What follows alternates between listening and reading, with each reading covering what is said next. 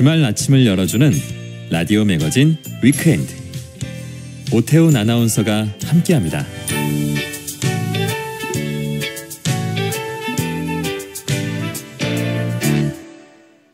네, 일상에서 발견하는 실용 인문학 이야기를 나눠봅니다. 생활 속의 인문학, 인문학 저자 이효건 작가 나오셨습니다. 어서 오세요. 네, 안녕하세요. 오늘 어떤 이야기 해봐요? 예, 오늘은 권위주의라는 주제로 이야기할까 합니다. 예. 권위주의란 어떤 일에 있어서 권위를 내세우거나 권위에 순종하는 태도를 말합니다. 그러니까 정의에서도 알 수 있듯이 권위주의는 권위를 행사하는 사람의 태도만을 의미하지 않습니다. 권위에 순응하고 복종하는 사람의 태도도 포함한 개념이죠. 독일 철학자 에릭 프롬이 자유로부터의 도피라는 제목의 책을 집필하였는데요. 네네. 그는 자유를 내다버리고 전체주의 쪽으로 도피하려는 인간의 경향을 분석하기 위해 그 책을 썼거든요. 프롬은 책에서 도피의 메커니즘으로서 권위주의적 성향을 분석하면서 이렇게 적고 있습니다. 한번 들어보십시오. 예.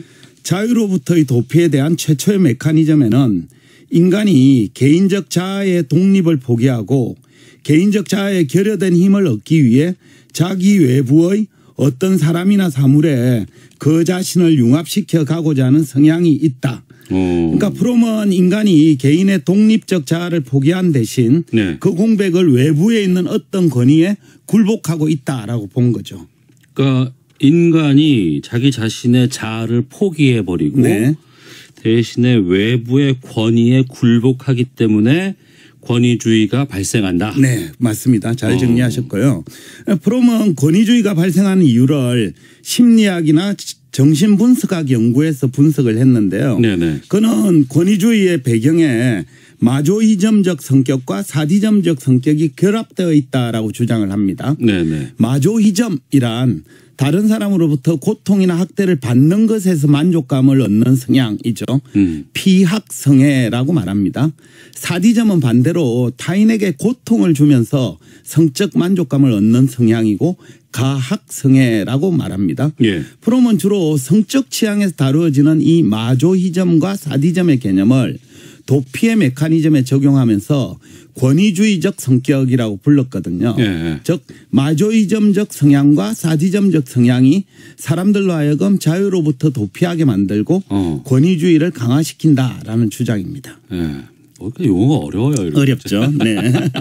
그럼 구체적으로 어떻게 돼서 권위주의가 강화된다는 예, 설명을 좀 드려보겠습니다. 네. 그러니까 다른 사람의 학대에서 만족감을 얻는 마조이즘의 특징을 먼저 살펴보죠. 예. 프롬은 마조이즘적 성향이 최악의 적들에게조차 적이 대신 자책과 자기 비판에 빠져 있는 사람에게서 볼 수 있다면서 이렇게 주장합니다. 네.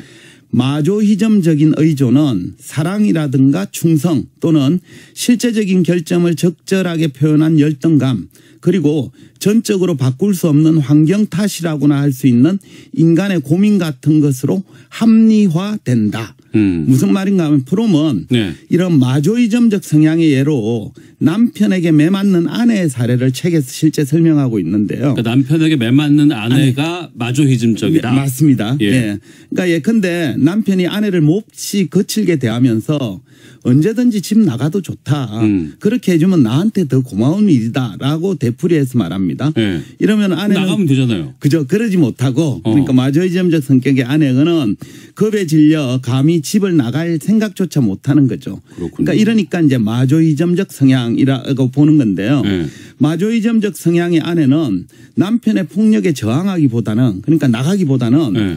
남편이 자기를 너무 사랑해서 그렇다. 아닌데. 또는 원래 좋은 사람인데 바깥 일이 잘 풀리지 않아서 그렇다 등으로 합리화를 통해서 상대방의 권위에 복종하고 마는 거죠. 아이고, 그 답답하다. 결과 권위주의가 고착하게 됩니다. 답답하네요. 예, 맞습니다. 그러면 그 마조이즘의 반대라고 할 수 있는 네. 사디즘적인 거는 그렇죠? 예. 남편이 때리는 남편? 예, 맞습니다.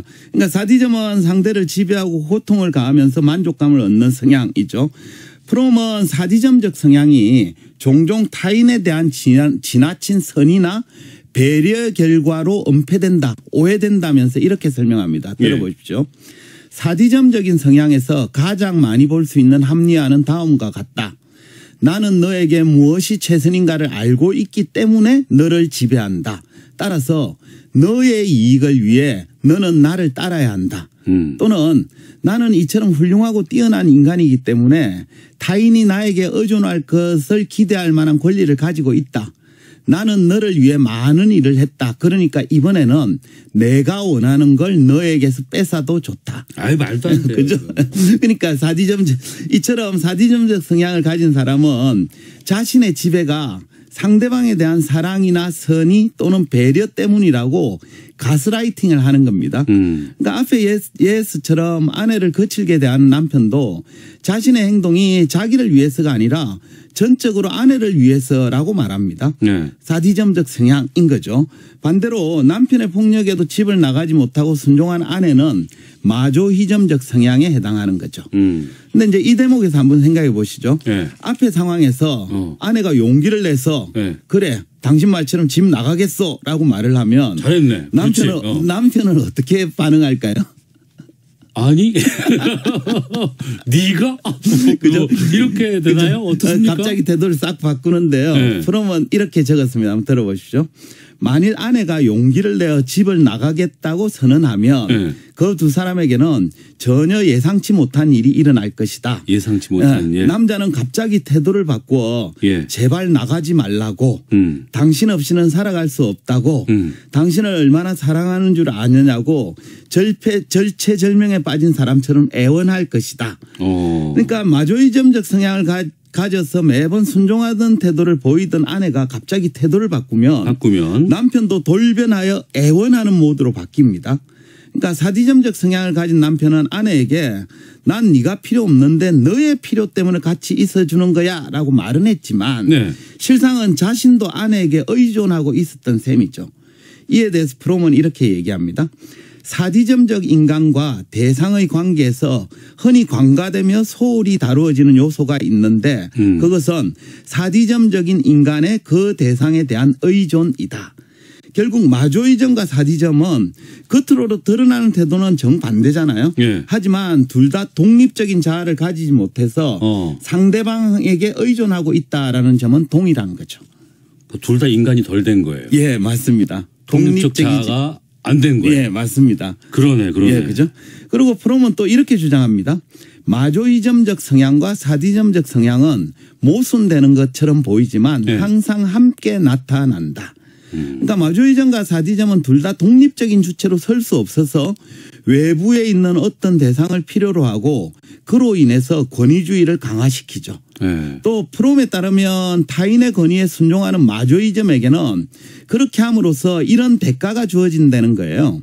마조이점적인 인간은 외부적 권위, 내면화된 양심, 심리적 강제 등 가운데 그 어느 것을 주인으로 정하고 스스로 자유를 포기함으로써 결정을 내리는 일로부터 해방된다. 아이고. 그러니까 마조이점적 성향을 가진 사람은 자신의 권리와 자유를 포기한 채 네. 그걸 외부에 있는 대상에게 위임함으로써 네. 스스로 결정을 내려야 되는 부담에서 벗어날 수 있다는 거죠. 결정을 하고 싶지 못한 예. 거예요. 예. 그러니까 자기에게 주어진 자유가 부담스러워서 자기라는 무거운 짐을 제거해버리고 안정감을 얻는 유형이죠.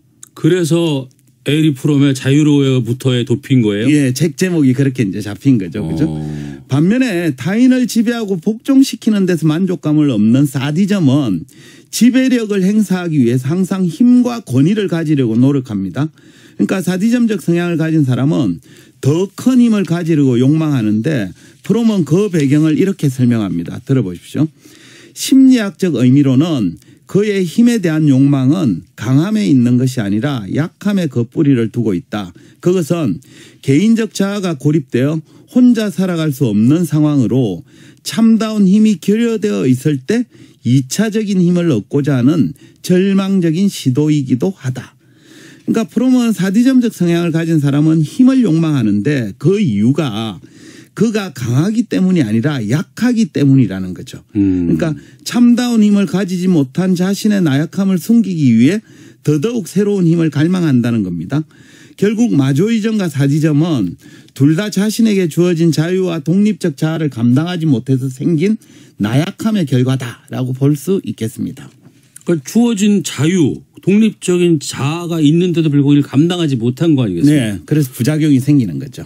부작용이 큰데. 예, 맞습니다. 19세기 19세기 미국의 정치 경제학자이자 사회운동가였던 헨리 조지가 민주주의 정치 체제의 부작용을 비판하면서 이렇게 말한 적이 있습니다. 민주주의 형식이 갖추어진 곳에서도 다른 정치 체제처럼 독재와 실정이 자행될 수 있다.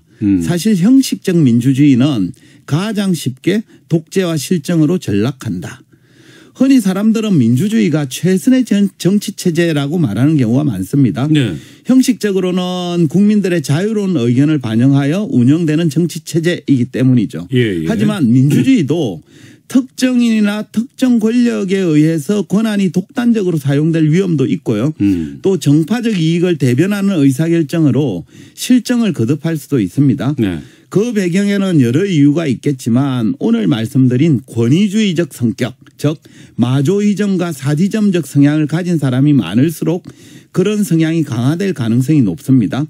그러니까 국민들이 선거철에만 잠시 주체적으로 권력을 행사하고 나머지 시간은 권위주의에 빠져서 복종만 하고 있다면 네. 민주주의도 언제든 독재와 실정으로 전락한 위험 배제할 수 없습니다. 그러니까 주체적으로 권한을 행사해야 되고 그래야 네. 권위주의에 빠지지 않은 거니까. 맞습니다. 그렇죠. 네. 자, 끝으로 미국의 철학자 에릭 호프가 에릭 호프가 영혼의 연금술이란 책에서 한 말을 들려드릴까 하는데요. 네. 그는 이렇게 얘기합니다.